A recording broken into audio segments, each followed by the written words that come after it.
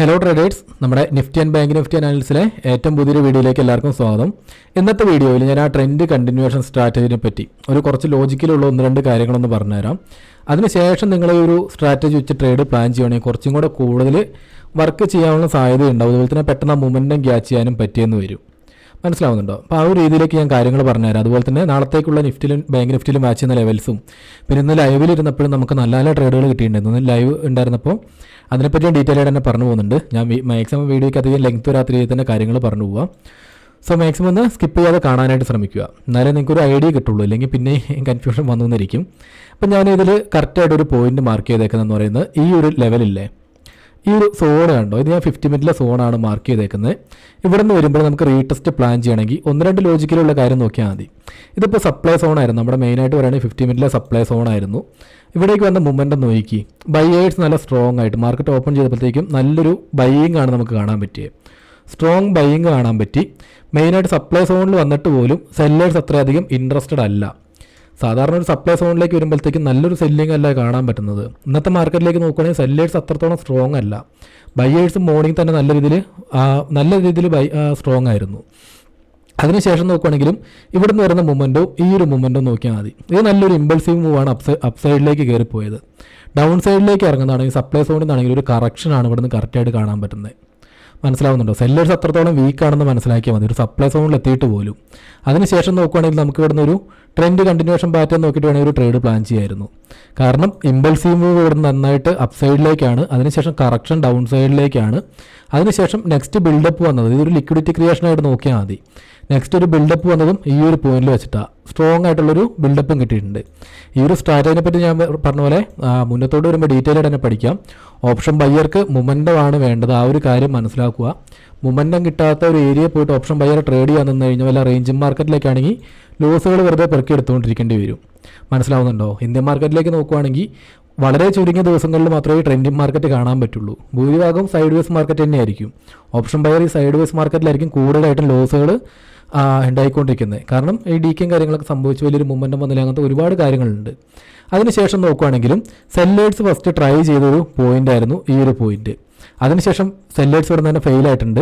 ഈ ഒരു ബ്രേക്കിന് ശേഷമാണ് നല്ലൊരു ഇമ്പൾസീവ് മൂവ് തന്നെയാണ് അപ്പ് സൈഡിലേക്ക് കിട്ടിയത്. കാരണം സെല്ലേഴ്സ് അത്രത്തോളം വീക്കാണ് നമുക്ക് ഇവിടെ തന്നെ കാണാൻ പറ്റും. ഡൗൺ സൈഡിലേക്ക് നോക്കിയാൽ അപ്പ് സൈഡിലേക്ക് നോക്കുമ്പോൾ ബയേഴ്സ് അത്രത്തോളം സ്ട്രോങ് ആവുന്നുണ്ട്. അതിനുശേഷം സെല്ലേഴ്സ് ഒന്ന് ട്രൈ ചെയ്യുന്നുണ്ടെങ്കിൽ അത്രത്തോളം ഓക്കെ അല്ല. അപ്പോൾ ഇവിടുന്ന് ഒരു പ്രോഫിറ്റ് ബുക്കിംഗ് എന്നുള്ള രീതിയിൽ നോക്കിയാൽ മതി. ഇവിടുന്ന് ഇത്രയും ബൈ ചെയ്തൊരു നെക്സ്റ്റ് ഒരു പ്രോഫിറ്റ് ബുക്ക് ചെയ്ത ഈ ഒരു പോയിന്റിലാണ്. അതിനുശേഷം വീണ്ടും ഇവർ ഇൻട്രസ്റ്റഡ് ആയിരുന്ന ലെവൽ ഈ ഒരു പോയിന്റ് ആയിരുന്നു. സപ്ലൈ സോൺ ആയിരുന്നല്ലോ, അത് ബ്രേക്ക് ചെയ്തു. ബയേഴ്സിന് വീണ്ടും സ്ട്രോങ് ആവാൻ പറ്റിയ ലെവൽ ഇത് തന്നെയാണ്. കാരണം ബയേഴ്സാണ് നല്ല രീതിയിൽ സ്ട്രോങ് ആയിട്ടുള്ളത്. അതിനുശേഷം നോക്കുകയാണെങ്കിൽ ആ ട്രെൻഡിൻ്റെ കണ്ടിന്യൂവേഷൻ നമുക്ക് കറക്റ്റായിട്ട് കാണാൻ പറ്റുന്നുണ്ടല്ലേ. നെക്സ്റ്റ് പോയിന്റിലേക്ക് നോക്കിയാലും ഒരു ട്രെൻഡ് കണ്ടിന്യൂവേഷൻ തന്നെ ഇവിടെ നിന്നും കിട്ടുന്നുണ്ട്. ട്രെൻഡ് കണ്ടിന്യൂവേഷനിൽ ആ മൊമെൻറ്റം വരുന്നുണ്ട്. അതിനുശേഷം ആ ഒരു മൊമെൻറ്റം നോക്കിയാൽ മതി. ഒരു മൊമെൻറ്റും ഒരു റീടെസ്റ്റും ഒരു ഇമ്പൾസീവ് മൂവ് അഗൈൻ കിട്ടി. ഒരു കറക്ഷൻ ഇവിടെ നിന്ന് വരുന്നു, ഒരു കറക്ഷൻ വരുന്നുണ്ട്, ബ്രേക്ക് ചെയ്തു, ഒരു റീടെസ്റ്റ് എന്ന രീതിയിൽ ഇവിടെ നിന്നും കിട്ടിയിട്ടുണ്ട്. അത്യാവശ്യം മൊമെൻറ്റം അതിൽ തന്നെ വേണമെങ്കിൽ നമുക്ക് റീടെസ്റ്റ് എന്ന രീതിയിൽ ഇവിടെ നിന്നും ട്രേഡ് കിട്ടിയിട്ടുണ്ട്. മനസ്സിലാവുന്നുണ്ടോ? മോർണിംഗിൽ ഒരു ഒന്ന് രണ്ട് ട്രേഡുകളെ പറ്റി ഞാൻ പറയുന്നത്, അതിൻ്റെ ഒരു കുറച്ച് കാര്യങ്ങളും കൂടെ പറയാനുണ്ട് കേട്ടോ. ഈ ഒരു പോയിന്റും കൂടെ നോക്കിയാൽ മതി. നമ്മൾ ലൈവിലുണ്ടായിരുന്നപ്പോൾ ഈ ഒരു ട്രേഡിനെ പറ്റിയായിരുന്നു പറഞ്ഞിട്ടുണ്ടായിരുന്നത്.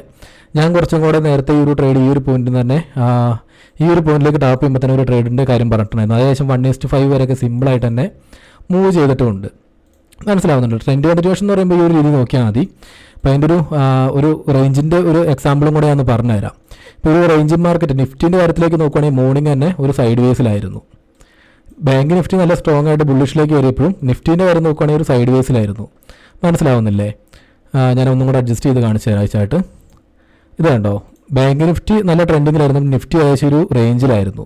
അപ്പോൾ ഈ കാര്യങ്ങൾ മനസ്സിലാക്കുക. ട്രെൻഡിങ് മാർക്കറ്റ് എങ്ങനെയാണ്, സൈഡ് വേസ് മാർക്കറ്റ് എങ്ങനെയാണെന്നുള്ളത് ഈ രണ്ട് പിക്ചറും കൂടെ നിങ്ങൾക്ക് കാണുമ്പോൾ ഏകദേശം മനസ്സിലാവുന്നില്ലേ? ട്രെൻഡിങ് മാർക്കറ്റ് എന്ന് പറയുന്ന ഈ ഒരു രീതിയിലായിരിക്കും, സൈഡ് വേസ് മാർക്കറ്റ് നിഫ്റ്റിയിൽ കണ്ട പോലെയായിരിക്കും. അങ്ങനെ വരുമ്പോൾ നമ്മൾ വെറുതെ ലോസുകൾ എടുക്കുക എന്ന് മാത്രമേ ഉണ്ടാവുള്ളൂ. പിന്നെ ക്വാളിറ്റി ട്രേഡ്സ്, ഈ ട്രെൻഡ് കണ്ടിന്യൂവേഷൻ ആണെങ്കിലും എല്ലാ ടൈമിലും നമുക്ക് ട്രെൻഡ് കണ്ടിന്യൂവേഷൻ കാണാൻ പറ്റില്ല. ഒരു ബിൽഡപ്പ് സ്റ്റാർട്ട് ചെയ്യുന്ന എപ്പോഴും മെയിനായിട്ടുള്ളൊരു സപ്ലൈ സോണിൽ തന്നെ ഡിമാൻഡ് സോണിൽ നിന്നായിരിക്കും. അതിൻ്റെ ഒരു എക്സാമ്പിളും കൂടെ ഞാൻ കറക്റ്റായിട്ടൊന്ന് മാർക്ക് ചെയ്ത് കാണിച്ചു തരാം. ഇപ്പോൾ മാർക്കറ്റ് ഇപ്പോൾ ഓൾ ടൈം ഹൈയിലാണ് നിൽക്കുന്നത്. അങ്ങനെ വരുമ്പോൾ നമുക്കൊരു ലെവൽ ഒരു സപ്ലൈ സോണായിട്ട് മാർക്ക് ചെയ്യാം. ജസ്റ്റ് ഒരു എക്സാമ്പിളായിട്ട് മാർക്ക് ചെയ്തതാണ് കേട്ടോ. അതുപോലെ തന്നെ ഒരു ഡിമാൻഡ് സോൺ ഞാനിങ്ങനെ മാർക്ക് ചെയ്യുന്നുണ്ട്.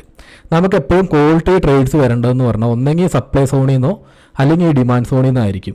മാർക്കറ്റ് ഇപ്പോൾ ഇവിടുന്ന് ഡൗൺ സൈഡിലേക്ക് വരുവാന്ന് ഓർത്തോ, ഇവിടുന്ന് എല്ലാം വളരെയധികം മൊമെൻറ്റം വീക്കായിരിക്കും. മെയിനായിട്ട് ആ ഒരു മൊമെൻറ്റം സ്റ്റാർട്ട് ചെയ്യുന്നതെന്ന് പറഞ്ഞാൽ ഒരു ഹയർ ടൈം ഫ്രെയിമിലെ ഒരു ലിക്വിഡിറ്റി ഏരിയ അല്ലെങ്കിൽ ഹയർ ടൈം ഫ്രെയിമിൽ ഒരു ഡിമാൻഡ് സോണിൽ നിന്ന് അല്ലെങ്കിൽ സപ്ലൈ സോണിൽ നിന്നായിരിക്കും മൊമെൻറ്റം സ്റ്റാർട്ട് ചെയ്യുന്നത്. അപ്പം അങ്ങനെ വരുമ്പോൾ ഈ ഒരു പോയിന്റിലേക്കൊക്കെ ടാപ്പ് ചെയ്യുമ്പോഴേക്കും മൊമെൻറ്റം ഉണ്ടാകുന്നത്. അപ്പോൾ ആ ഒരു മൊമെൻറ്റം കറക്റ്റായി ട്രെൻഡ് കണ്ടിന്യൂഷനിലാണെങ്കിലും ക്യാച്ച് ചെയ്യാനായിട്ട് നോക്കുക. ആ ഒരു മൊമെൻറ്റം സ്റ്റാർട്ട് ചെയ്യുമ്പോൾ തന്നെ അവിടെ നിന്നൊരു റീടെസ്റ്റ് എന്നുള്ള രീതിയിലൊക്കെ ട്രേഡ് പ്ലാൻ ചെയ്യുകയാണെങ്കിൽ കൂടുതൽ വർക്ക് ചെയ്യാനും ആ മൊമെൻറ്റം ക്യാച്ച് ചെയ്യാൻ പറ്റും. അതിനുശേഷം ആ ഒരു ബിൽഡപ്പ് ഏകദേശം നടന്നൊരു കുറച്ച് കഴിഞ്ഞാൽ പിന്നെ മാർക്കറ്റ് ഒന്ന് കറക്റ്റ് ചെയ്തിട്ടേ മൂവ് ചെയ്യുള്ളൂ. മനസ്സിലാവുന്നുണ്ടോ? എപ്പോഴും നമുക്ക് ഈ ട്രെൻഡിങ് മാർക്കറ്റ് എപ്പോഴും കാണാൻ പറ്റില്ല. ട്രെൻഡിൽ അല്ലെങ്കിൽ മൊമെൻറ്റം കാണാൻ പറ്റുന്നത് 50 മിനിറ്റിലൊരു സപ്ലൈ സോണിൽ നിന്ന് ഡിമാൻഡ് സോണിൽ നിന്നൊക്കെ ആയിരിക്കും. അവിടേക്ക് വരുമ്പോൾ ട്രേഡുകൾ പ്ലാൻ ചെയ്യുക. അതിനുശേഷം പ്രോഫിറ്റ് എടുത്തിട്ടുണ്ടെങ്കിൽ മിണ്ടാതിരിക്കുക എന്നുള്ള കാര്യം നോക്കണം. ഇപ്പോൾ ഇവിടേക്ക് നോക്കിയാലും കറക്റ്റായിട്ട് മനസ്സിലാവും മാർക്കറ്റ് നല്ല രീതിയിൽ ആ സപ്ലൈ സോണിൽ നിന്ന് മൂവ് ചെയ്തിട്ടുണ്ടെങ്കിൽ പിന്നെ ഒന്ന് കറക്റ്റ് ചെയ്ത് കുറച്ച് നേരം നിന്നിട്ടായിരിക്കും നെക്സ്റ്റ് ഒരു ബിൽഡപ്പ് വരുന്നത്. അതേപോലെ തന്നെ നെക്സ്റ്റ് ഒരു നല്ല സ്ട്രോങ് ബിൽഡപ്പ് കാണണമെങ്കിലും ഒന്നെങ്കിൽ സപ്ലൈ സോണിലേക്ക് എത്തണം. ഇവിടെ നിന്നായിരിക്കും ഒരു മൊമെൻറ്റം ഉണ്ടാകുന്നത്. അതിനുശേഷം ഇത് ബ്രേക്ക് ചെയ്ത് ഇന്നത്തെ കാര്യത്തിലേക്ക് തന്നെ പറയാം, ഇത് ബ്രേക്ക് ചെയ്താലും നെക്സ്റ്റ് ബിൽഡപ്പും ആ ഒരു പോയിന്റിൽ തന്നെയായിരിക്കും. മനസ്സിലാവുന്നുണ്ടോ? ഒരു സപ്ലൈ സോൺ ബ്രേക്ക് ചെയ്ത് പോയിട്ടുണ്ടെങ്കിലും നെക്സ്റ്റ് ഒരു ബിൽഡപ്പും അപ്സൈഡിലേക്ക് തന്നെ കാണാനായിട്ട് പറ്റും. പിന്നെ ഒരുപാട് ടൈം ഇവിടെ നിന്ന് ബ്രേക്ക് ചെയ്ത് നിന്നതിന് ശേഷം ബ്രേക്ക് ചെയ്യുവാണെങ്കിൽ സെല്ലേഴ്സ് വളരെയധികം വീക്കാണ്. ഇവിടുന്ന് ബ്രേക്ക് ചെയ്തിട്ടുണ്ടെങ്കിലും ഈ ഒരു പോയിന്റിലേക്ക് വെച്ചിട്ട് ട്രേഡുകൾ പ്ലാൻ ചെയ്യാനായിട്ട് നോക്കുക. അതിനുശേഷം ഒരുപാട് റൺ ചെയ്ത് കഴിഞ്ഞതിന് ശേഷം ഇവിടുന്നും പോയിട്ട് അതേ മൊമെൻറ്റം ക്യാച്ച് ചെയ്യാനായിട്ട് ശ്രമിക്കരുത്. അതിൻ്റെ എക്സാമ്പിൾ ഞാൻ ഈ ചാറ്റിൽ തന്നെ പറഞ്ഞുതരാം. ഇപ്പോൾ നോക്കി നമുക്ക് ആ മൊമെൻറ്റം വന്നിട്ടുണ്ടായിരുന്നു 50 മിനിറ്റിൽ സപ്ലൈ സോൺ ബ്രേക്ക് ചെയ്തു. അതിനുശേഷം നല്ലൊരു മൊമെൻറ്റം ഈ ഓരോരോ പോയിന്റിലേക്ക് ഞാൻ ആ ചാറ്റിൽ കുറച്ച് ഡ്രോയിങ്സ് ഒന്ന് ക്ലിയർ ചെയ്തിട്ട് കാണിച്ചു തരാം. വീഡിയോയ്ക്ക് ഒരുപാട് ലെങ്ത് ആവുന്നതിന് മുന്നേ തന്നെ കാര്യങ്ങൾ പറഞ്ഞു പോകാം കേട്ടോ. ഒരുപാട് ലെങ്ത് ആയി കഴിഞ്ഞാലും ഒരു വിഷയമാണ്. ഈ ചാർട്ടിലേക്ക് നോക്കിയാൽ മതി. മൊമെൻറ്റം വന്ന പോയിന്റില്ലേ സപ്ലൈ സോൺ ബ്രേക്ക് ചെയ്ത ടൈമിൽ നല്ലൊരു മൊമെൻറ്റം ഉണ്ട്. അതിനുശേഷം ഇവിടെ നിന്നാണെങ്കിൽ ഒരു മൊമെൻറ്റം ഉണ്ട്. ഇതേ കാര്യം ഇവിടേക്ക് വരുമ്പോൾ ആ ഒരു ബിൽഡപ്പ് എല്ലാം കഴിഞ്ഞതിന് ശേഷം നെക്സ്റ്റ് പോയിന്റിലേക്ക് വരും മൊമെൻറ്റം ഉണ്ട്, അത്രത്തോളം ഓക്കെ അല്ല. അതിനുശേഷം എഗെയിൻ ഈ ഒരു പോയിന്റിലേക്ക് വരുമ്പോൾ മൊമെൻറ്റം വളരെയധികം വീക്കായിട്ടുണ്ട്. അതിനുശേഷം ഒന്ന് കറക്റ്റ് ചെയ്തിട്ടായിരിക്കും മാർക്കറ്റ് നെക്സ്റ്റ് ബിൽഡപ്പ് വീണ്ടും തരുന്നത്. മനസ്സിലാവുന്നുണ്ട്? അപ്പോൾ ഒന്നെങ്കിൽ മൊമെൻറ്റം സ്റ്റാർട്ട് കിട്ടണമെങ്കിൽ ആ ഒരു മെയിൻ 50 മിനിറ്റിൽ അല്ലെങ്കിൽ higher time ഫ്രെയിമിലെ demand Suno supply Suno നോക്കിയിട്ട് അവിടെ നിന്ന് ട്രേഡ് പ്ലാൻ ചെയ്യുക. ഇപ്പോൾ ഇവിടേക്ക് എത്തുമ്പോഴത്തേക്ക് എന്താ പ്രശ്നം എന്ന് വെച്ച് കഴിഞ്ഞാൽ ബയേഴ്സ് ഇവിടെ മേടിച്ചവരൊക്കെ ഇവിടെ നിന്ന് പ്രോഫിറ്റ് ബുക്ക് ചെയ്യാനുള്ള രീതിയിൽ ആ സാധ്യതയുണ്ടെന്ന് മനസ്സിലാക്കിയാൽ മതി. ഇവിടെ നിന്നാണെങ്കിലും മെയിനായിട്ട് ഇട്ടൊരു ഹൈനെ ബ്രേക്ക് ചെയ്തതിന് ശേഷം ബ്രേക്ക് ചെയ്യാൻ പോലും പറ്റുന്നില്ല കറക്റ്റായിട്ട്, അത്രത്തോളം വീക്കായിട്ടുണ്ട്. ഇവിടെ നിന്നൊക്കെ ബ്രേക്ക് ചെയ്യണമെങ്കിൽ നല്ല സ്ട്രോങ് ആയിട്ടുള്ള ബ്രേക്ക് ആയിരുന്നു, ഇവിടെ നിന്നാണെങ്കിൽ നല്ല സ്ട്രോങ് ആയിട്ടുള്ള ബ്രേക്ക് ആയിരുന്നു. എഗൈൻ ആ ഒരു പോയിന്റിലേക്ക് എത്തുമ്പോൾ സ്ട്രോങ് ആവാൻ പറ്റുന്നില്ല, അത്രത്തോളം വീക്കായിട്ടുണ്ട്. അപ്പം അങ്ങനത്തെ ഒരു ലെവലിൽ പോയിട്ട് ഒരിക്കലും ട്രേഡുകൾ പ്ലാൻ ചെയ്യുന്ന കുറച്ച് റിസ്ക് ആയിരിക്കും കേട്ടോ. അതിൻ്റെ എക്സാമ്പിൾ വീണ്ടും ആ ഒരു കണ്ടിന്യൂവേഷൻ വരുന്നുണ്ട്. കണ്ടിന്യൂവേഷൻ സ്റ്റാർട്ട് ചെയ്തപ്പോഴും ഇവിടേക്കൊക്കെ നോക്കിയാലും മതി, അത്രത്തോളം വലിയൊരു മൊമെൻറ്റം കാണാനായിട്ട് പറ്റുന്നില്ല. ട്രെൻഡ് കണ്ടിന്യൂവേഷനിൽ ഒരുപാട് ട്രേഡുകൾ കിട്ടിയിട്ടുണ്ട്. ഇവിടെ നിന്നൊക്കെ വലിയ കുഴപ്പമില്ല. ഇന്ന് അത്യാവശ്യം ട്രെൻഡിങ് മാർക്കറ്റ് ആയതുകൊണ്ട് കുഴപ്പമില്ല. അതിന് അല്ലായിരുന്നെങ്കിൽ ഒന്ന് കൂടുതലും ട്രാപ്പ് ആവാനുള്ള സാധ്യത ഉണ്ടാവും. ഞാൻ ആദ്യം പറഞ്ഞ പോലെ ഇന്ത്യൻ മാർക്കറ്റിൽ കൂടുതലും സൈഡ് വേസ് മാർക്കറ്റ് ആയിരിക്കും കാണാനായിട്ട് പറ്റുന്നത്. ആ ഒരു കാര്യം മനസ്സിലാക്കിയാൽ മതി. ഇതിന് ശേഷം നോക്കുകയാണെങ്കിലും ചാർട്ട് വളരെയധികം സൈഡ് വേസ് ആയിട്ട് തന്നെയാണ് നിന്നിട്ടുണ്ടായിരുന്നത്. ആ ഒരു മൊമെൻറ്റം കിട്ടിയതിന് ശേഷം മാർക്കറ്റ് കറക്റ്റായിട്ട് പറയുകയാണെങ്കിൽ ഏകദേശം ഒരു സൈഡ് വേസ് തന്നെയായി പോയിട്ടുണ്ടായിരുന്നു. ഇവിടെ ഒന്നും വലിയൊരു മൊമെൻറ്റം ഒന്നുമില്ല. ഏകദേശം ഈ ഒരു പോയിന്റ് മുതൽ നോക്കുകയാണെങ്കിൽ ഏകദേശം ഒരു സൈഡ് വേസിലേക്കൊക്കെ ആയിട്ടും ഉണ്ടായിരുന്നു. അപ്പോൾ ആ ഒരു രീതിയിൽ ഉണ്ടായിരുന്നത്. പിന്നെ നാളത്തേക്കുള്ള ലെവൽസ് ഞാൻ ജസ്റ്റ് ഒന്ന് പറഞ്ഞുതരാം. പിന്നെ ട്രെൻഡിങ് മാർക്കറ്റ് മനസ്സിലാക്കുന്നത് വളരെ സിമ്പിളാട്ടോ. ഇപ്പോൾ നിഫ്റ്റീൻ്റെ ചാർട്ടിലേക്ക് ജസ്റ്റ് ഒന്ന് നോക്കിയാൽ മതി. നിഫ്റ്റീൻ്റെ ചാർട്ട് ഒന്ന് 1 മിനിറ്റിലേക്ക് ഞാൻ എടുത്ത് കാണിച്ചു തരുന്നുണ്ട്. മനസ്സിലാവുന്നില്ലേ? ട്രെൻഡിങ് മാർക്കറ്റ് എന്ന് പറയുമ്പോൾ ഈ ഒരു രീതിയിൽ ഒരു പുതിയ ഹൈയോ അല്ലെങ്കിൽ പുതിയ ലോയോ ഈ ഒരു രീതിയിലേക്ക് ട്രെൻഡിങ് മാർക്കറ്റിൽ നമുക്ക് കാണാൻ പറ്റുന്നത്. ഇത് കറക്റ്റായിട്ട് സൈഡ് വേസ് മാർക്കറ്റാണെന്ന് മനസ്സിലാക്കിയാൽ മതി. ഇതിനകത്ത് നമുക്ക് ഒരുപാട് ട്രേഡുകൾ പ്ലാൻ ചെയ്യാൻ പറ്റും. പക്ഷേ ഒരു ക്യാൻഡിൽ ബൈ ക്യാൻഡിൽ ആ ഒരു രീതിയിൽ നോക്കിയാലേ കാര്യമുള്ളൂ. റൈഡ് ചെയ്യാനായിട്ട് നോക്കിക്കഴിഞ്ഞാൽ ട്രാപ്പ് ആവാനുള്ള സാധ്യത കൂടുതലായിരിക്കും. പിന്നെ നാളത്തേക്കുള്ള ലെവൽസ് ഞാൻ ജസ്റ്റ് ഒന്ന് പറഞ്ഞുതരാം. അധികം ലെവൽസ് ഒന്നും ഞാൻ നോക്കുന്നില്ല. മെയിനായിട്ടുള്ള 1-2 പോയിന്റുകളോ മാത്രമേ നോക്കുന്നുള്ളൂ കേട്ടോ. നിഫ്റ്റിയിലേക്കാണെങ്കിൽ ഫസ്റ്റത്തെ പോയിൻ്റായിട്ട് നോക്കുന്നത് ഇന്ന് മാർക്കറ്റിലെ ഓൾ ടൈം ഹൈ ലെവൽ ഉണ്ടല്ലോ, റെസിസ്റ്റൻസ് ആയിട്ട് നിൽക്കുന്ന ലെവല്, ആ ഒരു പോയിന്റ് തന്നെയാണ് മെയിനായിട്ടുള്ളൊരു സപ്ലൈ നടക്കാനുള്ള ഒരു മൊമെൻറ്റം വരാനുള്ള സാധ്യതയുള്ളൊരു ലെവലായിട്ട് ഞാൻ മാർക്ക് ചെയ്യുന്നത്. നാളത്തേക്കൊരു ഗ്യാപ്പ് ഡൗണിലാണ് ഓപ്പൺ ചെയ്യുന്നതെന്നുണ്ടെങ്കിൽ ഈ ഒരു പോയിന്റിലേക്ക് വരുമ്പോൾ ഇവിടുന്ന് ഒരു മൊമെൻറ്റം ഡൗൺ സൈഡിലേക്ക് കിട്ടാനുള്ള സാധ്യത കൂടുതലാണ്. കാരണം ഇന്നൊരു 1 ഡയറക്ഷൻ പുഷാണ്. ചെറിയൊരു പ്രോഫിറ്റ് ബുക്കിംഗ് ഉള്ള സാധ്യത ഒന്ന് ജസ്റ്റ് ഒന്ന് മനസ്സിലാക്കണം.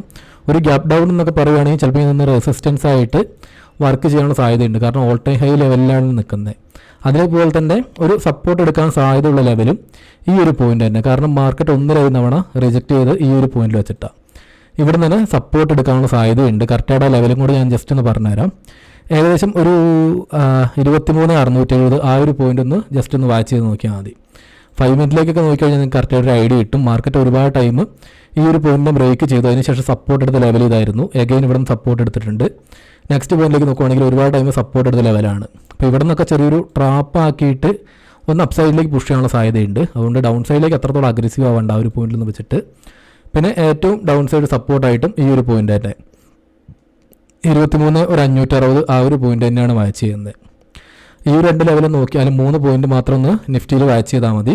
അപ്പ് സൈഡിലേക്കാണ് ബ്രേക്ക് ചെയ്യുന്നുണ്ടെങ്കിലും അത്രത്തോളം അങ്ങോട്ട് ഇൻട്രസ്റ്റ് ആവേണ്ട ഒരു ട്രെൻഡ് ഇപ്പോൾ പറഞ്ഞ പോലെ കണ്ടിന്യൂഷൻ കാണുന്നുണ്ടെങ്കിലൊക്കെ നോക്കിയാൽ മതി. പിന്നെ ഒരുപാട് ലോജിക്ക് ഞാൻ പറഞ്ഞല്ലോ, ഒരു ബിൽഡപ്പ് നടക്കുമ്പോൾ നമുക്ക് കറക്റ്റായിട്ട് മനസ്സിലാവും. അതിനനുസരിച്ച് കാര്യങ്ങൾ നോക്കിയാൽ മതി. ബാങ്ക് നിഫ്റ്റിയിലാണെങ്കിൽ അതേ രീതിയിൽ തന്നെ ഈ ഒരു പോയിന്റൊക്കെ തന്നെയാണ് വാച്ച് ചെയ്യുന്നത്.